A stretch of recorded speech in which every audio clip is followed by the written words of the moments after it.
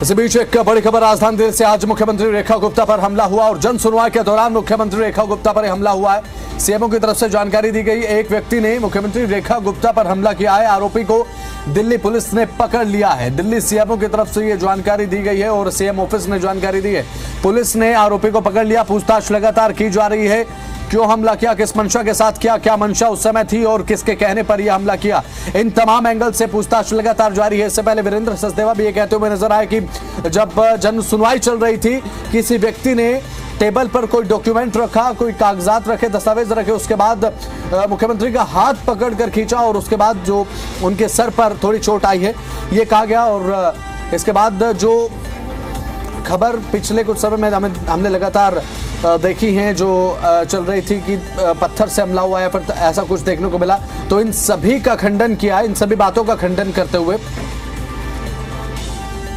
Update दिया है। तो सीएमओ की तरफ से अपडेट दिया गया, एक व्यक्ति ने मुख्यमंत्री रेखा गुप्ता पर हमला किया, आरोपी को दिल्ली पुलिस ने पकड़ लिया। ये बड़ी खबर आपको बता रहे हैं। पुलिस ने आरोपी को पकड़ा है, पूछताछ लगातार जारी है। तो सीएमओ की तरफ से जानकारी साझा की गई। आज मुख्यमंत्री रेखा गुप्ता पर हमला हुआ, सीएमओ ने जानकारी दी। जन सुनवाई के दौरान हमला हुआ, सीएमओ ने कहा कि जन सुनवाई के दौरान यह हमला हुआ। एक व्यक्ति ने मुख्यमंत्री रेखा गुप्ता पर हमला किया है, उसे फिलहाल पकड़ लिया गया है।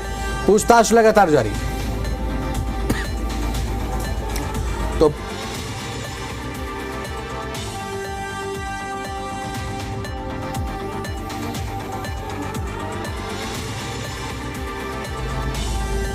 एक व्यक्ति ने मुख्यमंत्री रेखा गुप्ता पर हमला किया, ये कहना सीएमओ का। जानकारी देते हुए सीएमओ ने कहा कि व्यक्ति को फिलहाल गिरफ्तार कर लिया गया है। तो मुख्यमंत्री रेखा गुप्ता पर हमला करने वाला गिरफ्तार हो चुका है। दिल्ली पुलिस की तरफ से भी जानकारी दी गई है। आरोपी को सिविल लाइंस पुलिस थाने ले जाया गया है।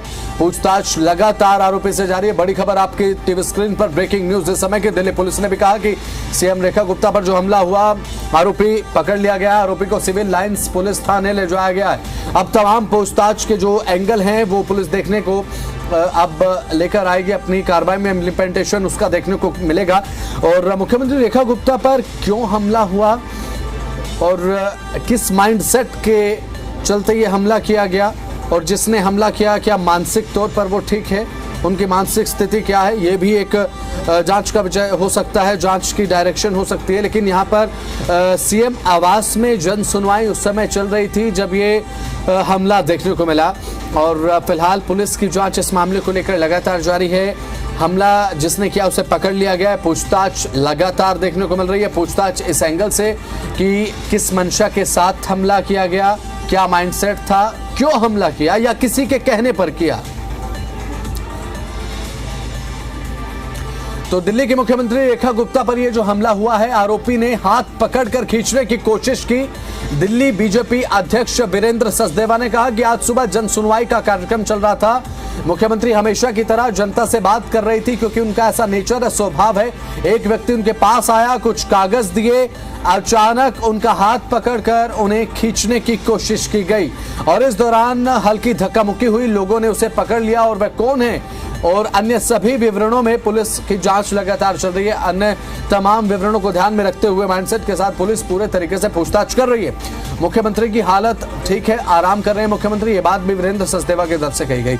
डॉक्टर ने उनकी जांच की है, मैं उनसे मिला हूं, वे एक मजबूत महिला हैं और ऐसा लगता है कि उनके सर पर हल्की चोट आई है।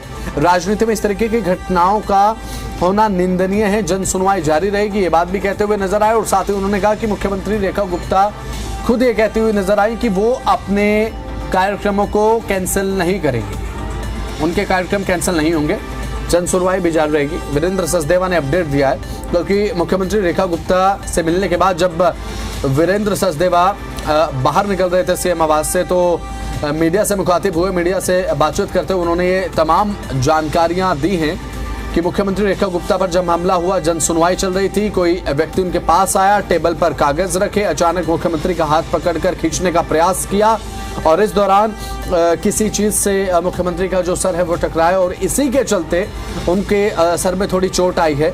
और जाहिर सी बात है, किसी के साथ भी अगर इस तरीके का प्रकरण घटित हो जाए तो एक सदमा लगता ही है, क्योंकि यहाँ पर जनता के सामने मुख्यमंत्री थी, जनता के बीच में थी। स्वभाव मुख्यमंत्री का ऐसा है कि जनता के बीच में चली जाती हैं। अब मुख्यमंत्री का प्रयास रहता है कि जनता के साथ जुड़ाव जितना ज्यादा हो सके उतना बेहतर है। दिल्ली की जनता को ये लगना चाहिए कि मुख्यमंत्री हमारे बीच में है, लेकिन यहां पर जब इस तरीके के मामले सामने आते हैं तो ऑटोमेटिकली जनता और मुख्यमंत्री के बीच की जो एक दूरी है वो भी बढ़ती है। शेड है यहाँ पर सीएम जन सुनवाई करती हैं, लोग यहाँ से एंट्री लेते हैं, उनका एक बेसिक सिक्योरिटी चेक होता है। और जो जहाँ तक गंदे कपड़ों की बात है, दिल्ली की सीएम आम जनता से मिलती है। इससे पहले शालीमार बाग पर निजी आवास पर मिलती थी, वहाँ बहुत लंबी लाइन लगने लगी, ऐसे में अपने इस बंगले पर मिलने लगी। सीएम की जो सिक्योरिटी है वो बेहद साधारण रहती है। जहां गेट है वहां पर महज 2 या 3 पुलिसकर्मी रहते हैं। यहां से आपके डॉक्यूमेंट्स चेक किए जाते हैं और आप किस वजह से जा रहे हैं वो चेक करके, चाहे आप गरीब हो अमीर हो, कपड़े आपके कैसे भी हो, आपको एंट्री मिल जाती है। घटना प्रत्युष उस दौरान हुई जब सीएम, मैं आपको बता दूं, जैसे ये हमारे साथ खड़े हुए, इतने पास खड़े होकर डॉक्यूमेंट्स लेते हैं, आपकी समस्या सुनती है और सामने जो अधिकारी खड़े हैं उन्हें दिशा निर्देश देती है। आज जब सीएम आम लोगों से समस्याएं सुनकर, जिस व्यक्ति पर आरोप है कि जिसने हमला किया, उसके बाद पहुंची तो उसने एक कागज दिया और उन्होंने जैसे ही कागज लेकर ऐसे पढ़ने की कोशिश की, उस दौरान उस व्यक्ति ने उन पर, आप ये कहे, थप्पड़ मारने की कोशिश की या फिर उनका सर टेबल पर मारने की कोशिश की, जो निश्चित तौर पर बड़ी गंभीर सुरक्षा चूक है। क्योंकि कायदा ये है, नियम ये है कि कोई आम व्यक्ति भी अगर सीएम के पास जाता है तो जो सिक्योरिटी गार्ड्स है वो इतनी डिस्टेंस मेंटेन करके रखते हैं कि कोई हमला ना कर पाए। हालांकि सीएम के सिर में बहुत मामूली चोट लगी, लेकिन वो सदमे में है। उन्हें तुरंत डॉक्टर की देखरेख में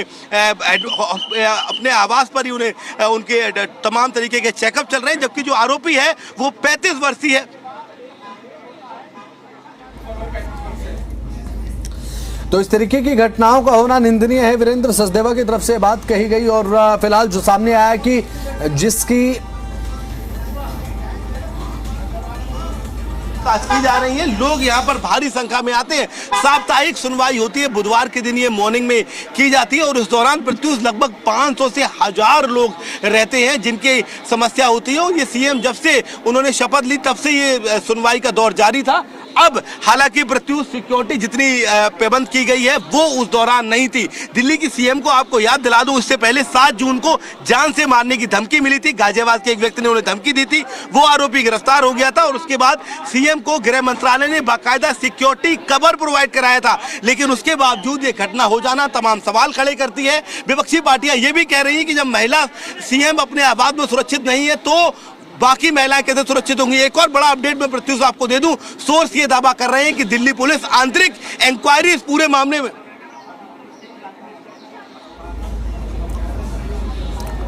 तो मुख्यमंत्री रेखा गुप्ता पर हमला कैसे हुआ? जन सुनवाई के दौरान ये हमला हुआ। मुख्यमंत्री रेखा गुप्ता को जो ये लगातार खबरें देखने को मिल रही हैं, ये इनका खंडन किया गया है।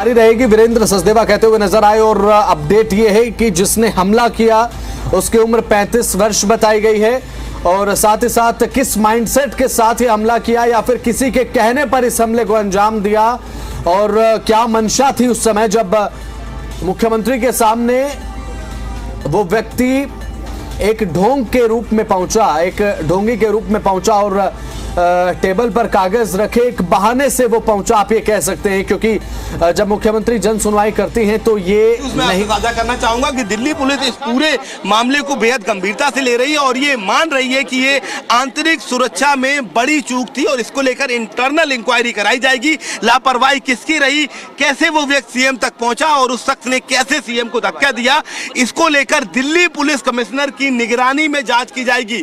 दिल्ली प्रदेश अध्यक्ष वीरेंद्र सचदेवा अभी यहाँ से निकल रहे हैं। उन्होंने बाकायदा मीडिया बाइट के जरिए पूरे मामले की जानकारी दी थी और उन्होंने बताया था कि सीएम निश्चित तौर पर सदमे में है, लेकिन उनको कहना है कि उनका कोई भी जन सुनवाई का कार्यक्रम बंद नहीं होगा, वो डरने वाली नहीं है। सर एक बार कोशिश करेंगे हम वीरेंद्र सचदेवा जी से बात करने की। राहुल, तो देखिए कहीं ना कहीं सीएम निकले और 11:30 बजे का जो सीएम का ऑलरेडी प्लान था श्रम शक्ति भवन में बैठक का, वो भी रद्द नहीं हुआ है। बहुत बड़ी बात है प्रत्युष कि सीएम इस हमले के बाद, जहां डॉक्टर उनकी देखरेख कर रहे हैं, निगरानी में तमाम उनके चेकअप किए जा रहे हैं, उसके बाद भी जो सूचना निकल कर आ रही है वो ये है कि सीएम ने अपने आगे के कार्यक्रमों को रद्द नहीं किया है। उनका कहना है कि वो डरने वाली नहीं है और जन सुनवाई को लेकर भी स्पष्ट किया है कि जन सुनवाई जारी नहीं करेगी। कैसे इस हमले को जी एक मिनट सर भाई उधर से आओ, बोल रहे हैं चलो रखने दो भाई, बताइए। पहचान हो गई है, राकेश रहने वाला है।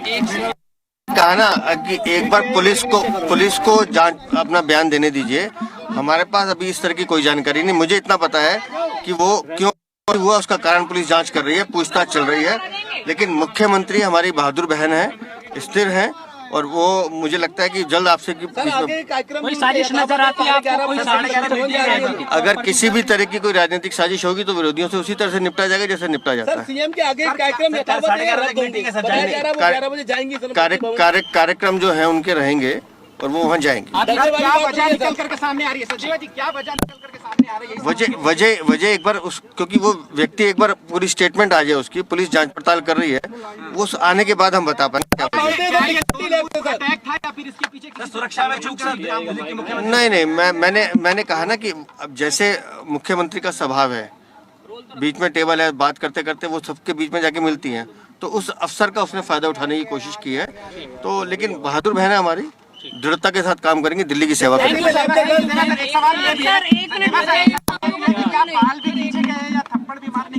मैंने पहले भी कहा कि हाथ पकड़ कर खींचने की कोशिश की गई है। जो लोग ये कह रहे हैं थप्पड़ मारना, पत्थर मारना या क्या करना, उनका कोई अपने इंटरेस्ट हो सकता है। मेरी खुद बात हुई है, उस बातचीत के आधार पर मैं कह रहा हूं। तो देखिए ये वीरेंद्र सचदेवा है प्रदेश अध्यक्ष, जिनका कहना है कि पुलिस इस पूरे मामले में जांच कर रही है। एक अफसर के का फायदा उठाने की कोशिश की गई है। जैसे ही मैडम झुकती हैं, लोगों से बात करने की कोशिश करती हैं और उस दौरान उन पर हमला कर दिया जाता है। प्रवीण खंडेलवाल तमाम जो बीजेपी के वरिष्ठ नेता हैं, धीरे धीरे अब घर से बाहर निकल रहे हैं मुलाकात करने के बाद। बड़ी खबर फिलहाल ये है कि सीएम के आगे के कोई भी प्रोग्राम रद्द नहीं किए गए हैं। सीएम आगे भी जो उनके यथावत जी। तो राजकोट का रहने वाला हमलावर बताया जा रहा है और हमला करने वाले का नाम राजेश बताया गया है। तो राजेश भाई खामजी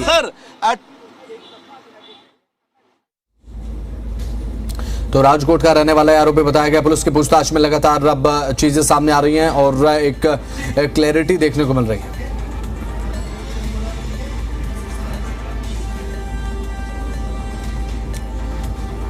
तो बड़ी जानकारी आपको हम बता रहे हैं मुख्यमंत्री रेखा गुप्ता पर जिसने हमला किया, राजेश भाई खामजी उसका नाम है और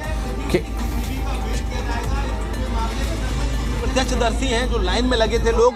ये मामला इतनी जल्दी हुआ कि लोगों के समझ में नहीं आया। वीरेंद्र सचदेवा का कहना है कि जब कागज दस्तावेज सीएम ने हाथ में लिए, जो सिर उन्होंने पढ़ने की तरफ किया, उसी दौरान उनका सिर टेबल में मारने की कोशिश की गई है। हालांकि वीरेंद्र सचदेवा ने यह भी साफ किया है कि उनके बाल नहीं पकड़े गए, लेकिन अभी तक प्रत्युष अलग अलग वर्जन आए। यही एक वजह है कि सीसीटीवी फुटेज मैं आपको दिखाऊं। ये जो टिन शेड है पूरा बहुत लंबा है प्रत्युष आगे तक, वहां पर लोग खड़े होते हैं। सीएम एक कर चलते हुए आती हैं, लाइन में लगे लोगों के डॉक्यूमेंट्स लेती हैं, उनसे बात करती हैं। अंदर बाकायदा सीसीटीवी फुटेज लगा हुआ है और उससे जरिए अब पूरी तस्वीर सामने निकल कर आएगी कि घटना क्या हुई है। एक बात स्पष्ट है कि बहुत गंभीर और कोई बड़ी चोट नहीं आई है, क्योंकि सीएम ने आगे के जो आज दिन भर के उनके प्लान्ड इवेंट्स थे उनको रद्द नहीं किया है। अब से महज 1.5 घंटे बाद वो श्रम शक्ति भवन में उनकी एक मीटिंग है, वहां पर जाएंगी। जन सुनवाई को लेकर भी साफ हो गया है कि डरने वाली नहीं है सीएम, आगे भी वो जन सुनवाई करेंगे। लेकिन प्रत्युष ये साफ है कि सिक्योरिटी लैप्स तो बहुत बड़ा हुआ है। अगर उस व्यक्ति ने कोई और किसी और तरीके से हमला किया होता तो सीएम गंभीर रूप से उनको चोट लग जाती। यही वजह है कि इंटरनल इंक्वायरी इसकी दिल्ली पुलिस करने जा रही है और इंक्वायरी का इंचार्ज दिल्ली पुलिस कमिश्नर होंगे। जिस तरीके से ये घटना हुई है, तमाम सवाल खड़े हुए। विपक्ष ये लगातार कह रहा है कि सीएम अगर अपने आवास में सुरक्षित नहीं है तो दिल्ली में महिला सुरक्षा के क्या हालात होंगे, आप समझ सकते हैं। ये जो आपको अभी पुलिस का इतना बड़ा अमली जामा नजर आ रहा है प्रत्युष, जब मैं पहुंचा हूं तब भी बहुत ज्यादा पुलिस नहीं थी यहां पर।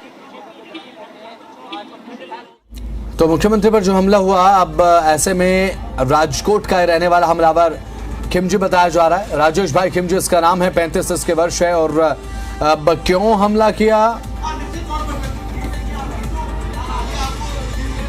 रूम दिख रहा है, यहाँ पर सारी डिटेल्स ली जाती हैं। क्योंकि मैंने आपको बताया कि दिल्ली के सीएम जिस दिन से उनको पार्टी ने अधिकारित किया था, उसी दिन से वो अपने आवास के बाहर लगातार सुनवाई करती थी। उस दौरान तो वहाँ पर कोई विशेष प्रावधान नहीं थे क्योंकि निजी आवास था।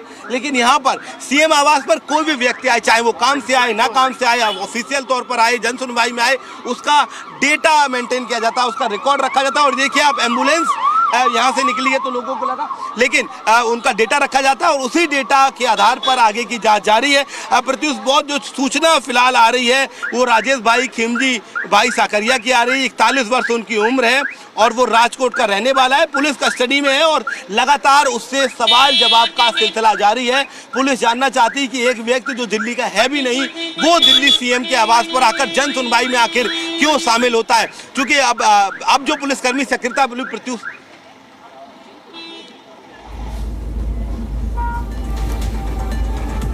तो जन सुनवाई के दौरान ये हमला देखने को मिला और नतीजन अब पुलिस इस पूरा मामले की कार्रवाई लगातार देखने को मिल रही है।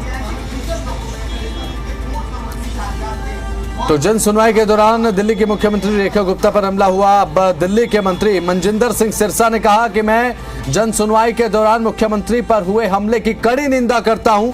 वे दिन रात दिल्ली की चिंता करती हैं।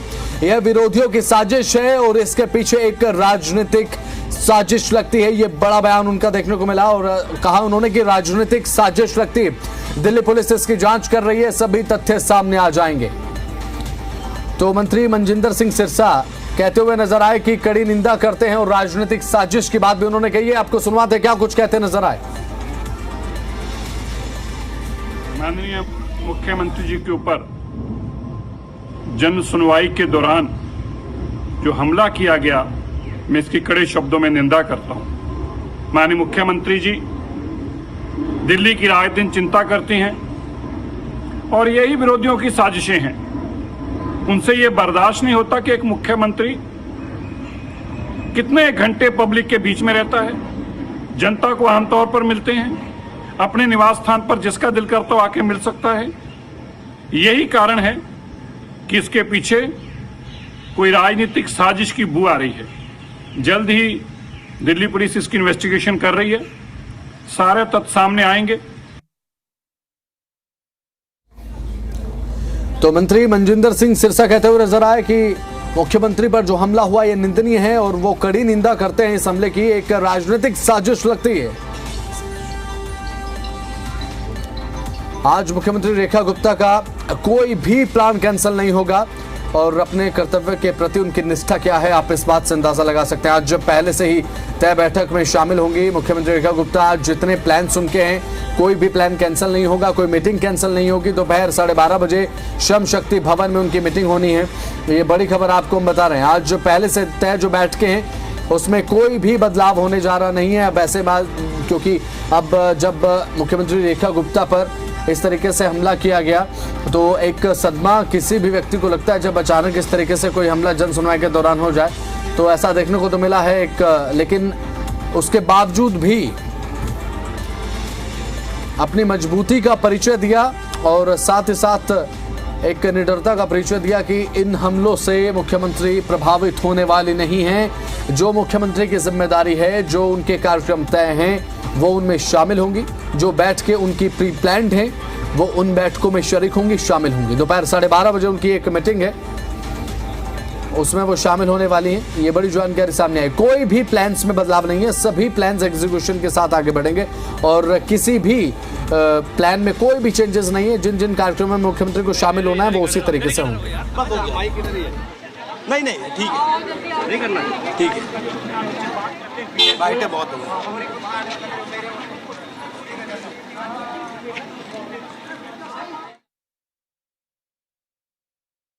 मंत्री अभी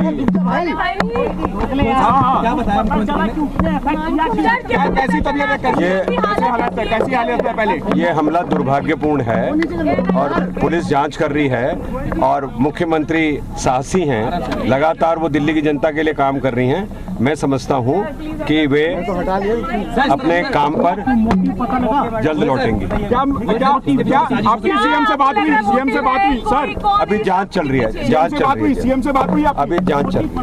क्या उनको चोट भी आई है? क्या कह रही है? अभी जांच चल रही है। नमस्कार। ठीक है सर, ठीक है, ओके, थैंक यू। ऐसा किया क्यों? चलो भाई, चलो चलो ठीक है, चलो ठीक है। सर, क्या कुछ बातचीत हुई आपकी? मैम ठीक है? नहीं, मैं समझता हूँ हमला दुर्भाग्यपूर्ण है और वे मुख्यमंत्री ठीक हैं, वे अपने काम पर लौटेंगी और जांच चल रही है।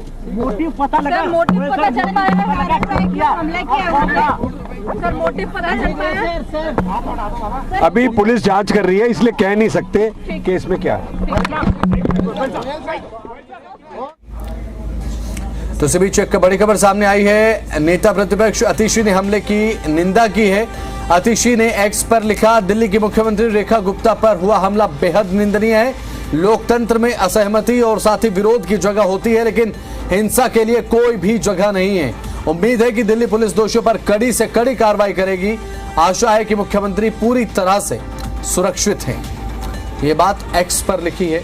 नेता प्रतिपक्ष अतिशी ने ये बात लिखी है, एक्स पर पोस्ट किया कि मुख्यमंत्री रेखा गुप्ता पर हुआ हमला निंदनीय है। लोकतंत्र में असहमति की जगह होती है, लेकिन हिंसा की कोई जगह नहीं। आशा है कि मुख्यमंत्री पूरी तरह से सुरक्षित है। तो मुख्यमंत्री रेखा गुप्ता पर हमला हुआ, सभी की तरफ से निंदा इस हमले की जा रही है। पुलिस की जांच लगातार चल रही है, देखने की बात है क्या सामने आता है।